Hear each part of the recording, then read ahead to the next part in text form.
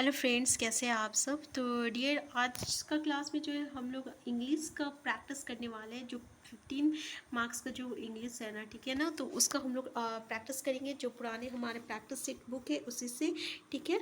तो यहाँ पे क्या है डियर कि जैसे कि आपको पता है कि हिंदी से 15 मार्क्स का है और आपका इंग्लिश से 15 मार्क्स का क्वेश्चन है। और सेम वैसे जो है प्रीवियस ईयर भी जो है, प्रीवियस बार आपका 2016 में जब जेटेट का एग्ज़ाम हुआ था तब भी इसी पैटर्न पे हुआ था। तो हम लोग उसी के पैटर्न के अकॉर्डिंग जो है एग्ज़ाम अपना प्रिपरेशन स्टार्ट करते हैं, क्योंकि हमारे पास ज़्यादा वक्त नहीं है, ठीक है। तो हम लोग चलिए स्टार्ट करते हैं आज का क्लास। तो देखिए, हम लोग 15 क्वेश्चन हिंदी का डिस्कस कर लिए थे, ठीक है ना। आज हम लोग इंग्लिश करने वाले हैं। तो पहला क्वेश्चन देखिए आपका, यानी क्वेश्चन नंबर 16, 15 मार्क्स का जो था वो पहले हिंदी था। अब ये जो है 16 से हम लोग का इंग्लिश स्टार्ट हो रहा है, ठीक है। तो पहला देखिए क्वेश्चन आपका, they have decided to meet the prime minister in order to have their dash heard. Agony हो जाएगा, एपैथी या वोज या सफरिंग्स, ठीक है। तो आंसर क्या हो जाएगा डियर? तो आंसर क्या हो जाएगा? They have decided to meet the prime minister in order to have their, यानी वो प्राइम मिनिस्टर से मिलना चाहता है, किस लिए? To have their suffering share, यानी जिस परिस्थिति से गुजर रहा, ठीक है ना, तो अपने सफरिंग्स के बारे में बताने के लिए जो है वो प्राइम मिनिस्टर से मिलना चाहता है। आंसर क्या हो जाएगा? आंसर डी हो जाएगा, ठीक है। नेक्स्ट है, after his recent mild paralytic attack his movements are derestricted, otherwise he is still very active, ठीक है। जब उसको पैरालाइटिक अटैक हुआ तब उसका मूवमेंट जो है वो रेस्ट्रिक्टेड हुआ। कैसे? इंटायरली हुआ, nowhere, not slightly. Answer क्या हो जाएगा? तो देखिए क्या है, are restricted, his movements are restricted, otherwise he still very active. देखिए, जब उसको मतलब कि जब पैरालाइटिक अटैक हुआ था उससे पहले वो बहुत एक्टिव हुआ, ठीक है। लेकिन जैसे ही उसका पैरालाइटिक अटैक हुआ उसके बाद उसका मूवमेंट जो है ना वो स्लाइटली रिस्ट्रिक्टेड हो गया, ठीक है, स्लाइटली रिस्ट्रिक्टेड हो गया। आंसर क्या हो जाएगा? आंसर आपका डी हो जाएगा, ठीक है। नेक्स्ट देखते हैं, माई sister was in his bathroom when C dress, in her bathroom होगा यहाँ पे। देखिए यहाँ पे तो सब मिस्टेक हो गया है, बुक में ही ये मिस्टेक है। When in her bathroom when she dials the call bell, ठीक है, यानी जब मतलब कॉल बेल बज रहा था तब वो अपने बाथरूम में थी, तो क्या होगा? रैंग, हैव रंग, रिंग, एम रिंगिंग। देखिए सबसे पहले ये पास्ट में है, वॉज इन हर बाथरूम, जब वो बाथरूम में थी, यानी आगे का जो होगा वो भी पास्ट सेंस में चला जाएगा, ठीक है, पास्ट में चला जाएगा। तो जहाँ जहाँ पास्ट नहीं है उसको हटा देते हैं। एम रिंगिंग ऐसा तो हो नहीं सकता, ठीक है। हैव रंग और रिंग, रिंग भी नहीं होगा। तो पास्ट में हाँ हम देखेंगे क्या कि when she rang the call bell, जब वो कॉल बेल बजा रही थी, ठीक है। तो आंसर क्या हो जाएगा? आंसर ए हो जाएगा आपका, क्योंकि पास्ट में जब आपका दिया हुआ रहेगा तो आगे जो रहेगा वो भी आपका क्या होगा? पास्ट में ही बनेगा, ठीक है। इस चीज़ का जो है ध्यान रखना है। तो आंसर क्या हो जाएगा? आंसर ए हो जाएगा।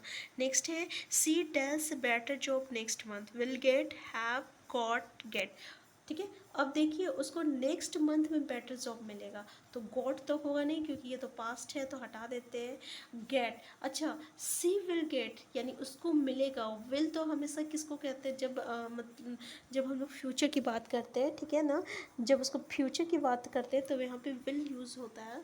तो क्या हो जाएगा आपका? She will get a better job next month, उसको नेक्स्ट मंथ में अच्छी जॉब मिल जाएगा, ठीक है। नेक्स्ट क्वेश्चन है, my sister was in, sorry, अब ये देखिए, to bring into play, यहाँ से जो है आपका ईडियम एंड फ्रेजेस पूछा गया। जैसे कि अभी जेटेट मेंस में भी जो है ना आपका फ्रेजेस से जो है अच्छा क्वेश्चन पूछा जाएगा, ठीक है। और जेटेट में भी जो है आपका फ्रेज से क्वेश्चन आया है। तो देखिए कैसा क्वेश्चन आता है, to bring into play. To bring into play इसका फ्रेज क्या हो जाएगा, मतलब इसका मतलब क्या होता है, ठीक है। To be effective, to deal superficially, to make somebody excited and to give it opportunities for the exercise. to bring into play मतलब उसको bring into play, अब वो काम करने लायक हो गया, ठीक है। तो उसको कैसे, क्या हो गया इसका मतलब?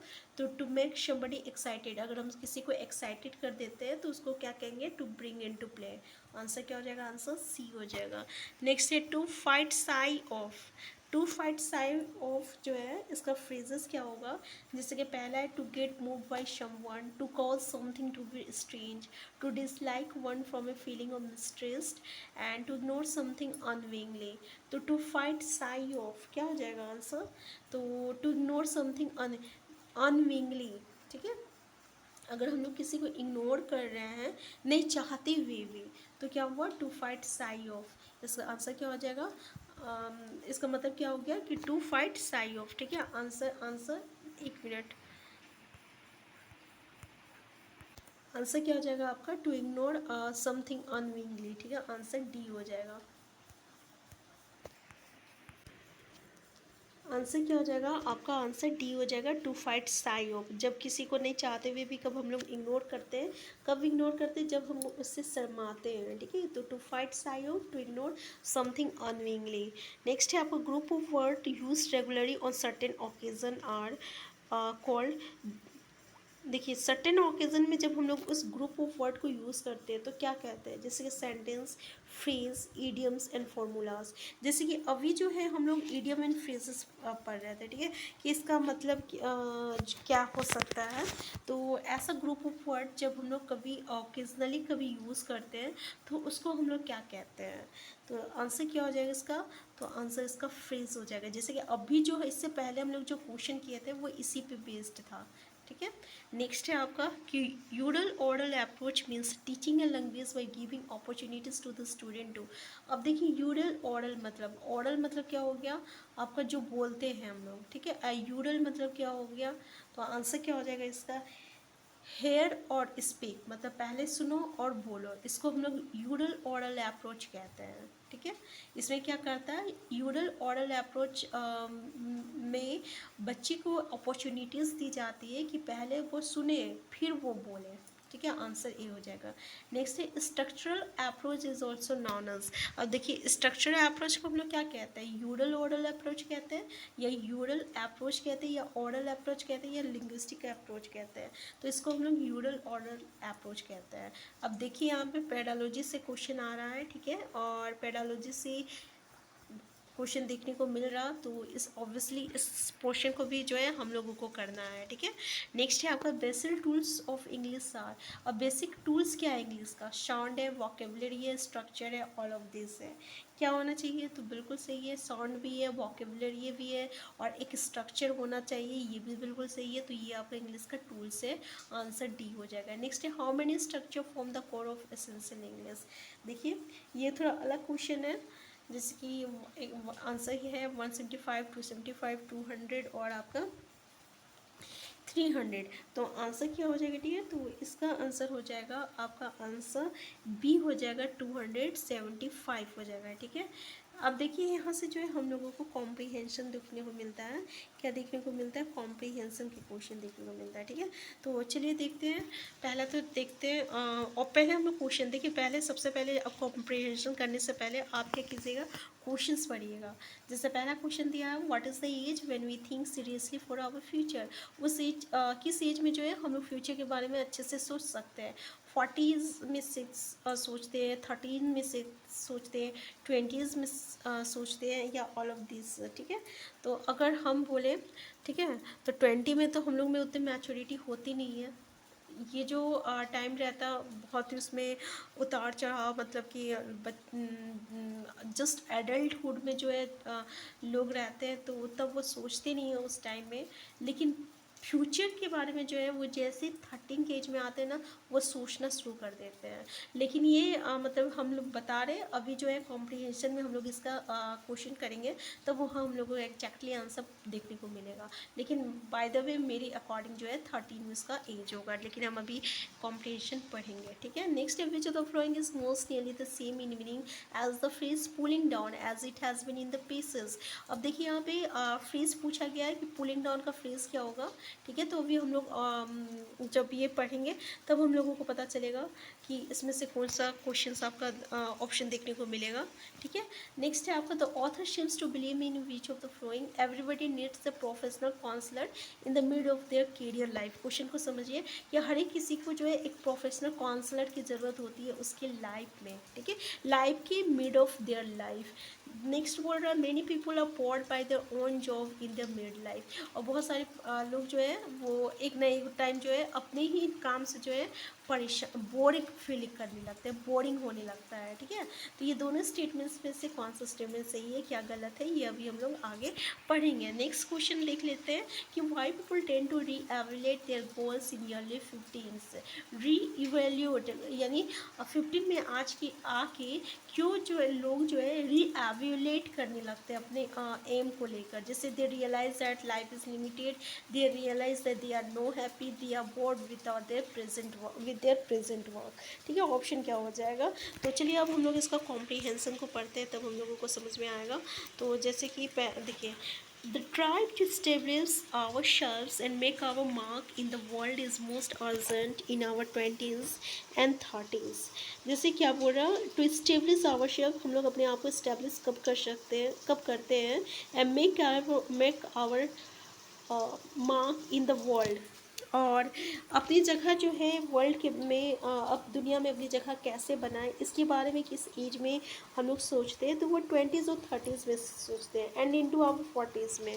ठीक है, तो इसमें 20s एंड 30s और 40s तीनों बोल रहा है। ठीक है, but by our mid forties और early 50s people typically re-evaluate their goals because they often come to the radical realization that life is limited। अभी लास्ट वाले जो हम लोग पढ़े थे कि वो जो है री-एवेल्यूएट करने लगते हैं अपना गोल्स को 50s में आके, क्योंकि उसमें वो क्या सोचते हैं कि भाई उसका लाइफ जो है अब तो लिमिटेड हो गया, कुछ साल का वो मेहमान है, 10 साल या 5 साल या कोई 2 साल या कोई 3 साल, कोई 55 में कोई मर जाते हैं, कोई 52 में मर जाते हैं, कोई 53 में मर जाते हैं।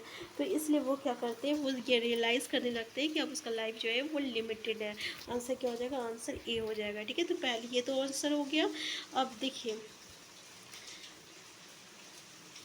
limited. With this acknowledgement of mortality comes a reconsideration of what really matters. By midlife, there are many corporate executives and lawyers pulling down seven-figure salaries who wish instead they were doing social work or running a restaurant, says Stephen Rosen, who counsel professor who are trying to find more fulfilling livelihoods or who has no choice having lost a job। यानी कभी कभी क्या होता है कि लोगों के पास कोई काम भी नहीं होता है, वो अपना जॉब वॉब सब खो देते हैं। एक consultant who has assisted top executive at firms such as General Electric, Deck and Mobil Oil that many at middle life are highly excited about pet projects being on a school board, a small business they are running on the side, but they are bored by their own job। अगर वो कोई भी काम करते हैं तो एक time आता है मिडिल लाइफ में आके जब वो अपना काम से ही जो है बोरिंग फील करने लगते हैं। One highly success entrepreneur had started a series of business, found himself running one he hated. अगर कोई बड़ा इंटरप्रेन्योर हाईली बिजनेसमैन है तो वो भी जो है एक एज आता है उसके बाद उसको भी उससे हेट होने लगता है अपने ही जॉब से। As the saying goes, if you don't know where you are going any road will get you there, and the less aware we are of what makes us passionate, the more lost we will be, and this drifting can even affect our health। ठीक है, क्या बोला, the less aware we are of what makes us passionate, the more lost we will be, and this drifting even affect our health। People who feel their skills are not being used well on the job, or who feel their work is repetitive and boring, having a higher risk of heart disease than those who feel that their best skills are expressed in their work। देखिए यहाँ पे क्या बोल रहा है, बहुत अच्छी बात बोल रहा है कि ऐसे लोग जो है जो अपनी जॉब में आके जो है बोरिंग फील करने लगते हैं, क्योंकि उसको लगता है कि मेरा जॉब जो है वो बार बार एक ही काम को उनको बार बार करना रहता है और बोर फील करने लगता है। या कभी कभी ऐसा लगता है कि यहाँ पे तब क्या होता है कि उन लोगों को हार्ट डिजीज़ जो होती है उसमें ज़्यादा रिस्क रहता है। लेकिन ऐसे लोग जो है कुछ ऐसे लोग भी होते हैं जो कि अपने वर्क में जो है अपना बेस्ट स्किल्स देना चाहते हैं। ठीक है, एंड देन दोज, मतलब ऐसे लोग जो कि अपना काम में जो है अच्छा बनाना की कोशिश करते हैं, उस पर खुश रहते हैं और सोचते हैं हमको इसमें और भी अच्छा करना है। तो उससे ज़्यादा में मतलब कि हार्ट की डिजीज़ ऐसे लोगों में होता है जो कि अपने काम में जो है बोर फील करने लगते हैं, ठीक है। तो देखिए यहाँ पे एग्जैक्टली जो है आपको बाय द कॉम्प्रीहेंसन ये चीज़ को पूरी तरह से क्लियर नहीं किया है, क्योंकि यहाँ पे ट्वेंटीज़ थर्टीज़ फोर्टीज़ तीनों को लेके चला है, ठीक है। तो किस एज में जो है हम लोग ज़्यादा अच्छे से सोचते हैं, तो वो एज जो है हम लोग मीट को लेके चलेंगे, थर्टीज़ को लेके चलेंगे, ठीक है। और जहाँ से देखने को मिला पुलिंग डाउन, तो पुलिंग डाउन क्या हो जाएगा, snatching, receiving, getting low slurry and drawing. Answer क्या हो जाएगा इसका। तो अगर हम लोग देखें पुलिंग डाउन मतलब कि पुलिंग डाउन मतलब कोई चीज़ गिर रहा है, मतलब कि हम लोग क्या बोलते हैं, किसी चीज़ से बाहर आना, ठीक है। तो इसको हम लोग ड्राइंग भी कह सकते हैं, ठीक है। तो आंसर क्या हो जाएगा, आंसर डी हो जाएगा। नेक्स्ट है आपका कि author seems to believe in which of the following, everybody needs a professional counsellor in the mid of their career life and many people are bored by their. तो ये दोनों statement हम लोग देखें कि बहुत सारे पीपल जो है ना वो अपने बोर हो जाते हैं अपने जॉब से, तो ये तो स्टेटमेंट बिल्कुल सही है।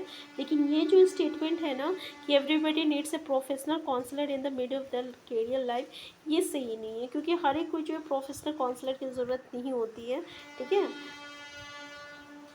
हर एक कोई को काउंसलर की ज़रूरत नहीं होती है, तो ये स्टेटमेंट गलत हो जाएगा, क्योंकि हम लोग हर कोई जो है ये प्रोफेशनल काउंसलर की ज़रूरत नहीं होती है, ठीक है। और ये स्टेटमेंट बिल्कुल सही है कि एक एज आता है जहाँ पे लोग जो है अपनी ही जॉब से बोर हो जाते हैं, तो आंसर ओनली टू सही रहेगा। ये तो हम लोग ऑलरेडी कर चुके हैं, क्योंकि वो रियलाइज़ करने लगते हैं कि उसका लाइफ जो है लिमिटेड है। अब यहाँ पे हम लोग क्या देखते हैं कि हम लोगों को 15 मार्क्स में जो है 10 मार्क्स जो है पैडालॉजी और ग्रामर से आया है, तो हमें इस पर फोकस करना है। और 5 मार्क्स जो है ये हम लोगों का कॉम्प्रीहेंसन से आया है, तो कॉम्प्रीहेंसन को अच्छे से समझ के पढ़ना है, ठीक है। हम लोग ऐसे ही जो है यहाँ पे प्रैक्टिस करेंगे, आज से डेली जो है एक एक सेट करने वाले हैं, तो आप हमारे साथ जुड़ सकते हैं। अगर चैनल में नए हैं सबसे पहले चैनल को सब्सक्राइब कर लीजिएगा, वीडियो हेल्पफुल होगा तो प्लीज़ लाइक शेयर करना मत भूलिएगा। हम फिर मिलते हैं नेक्स्ट क्लास में।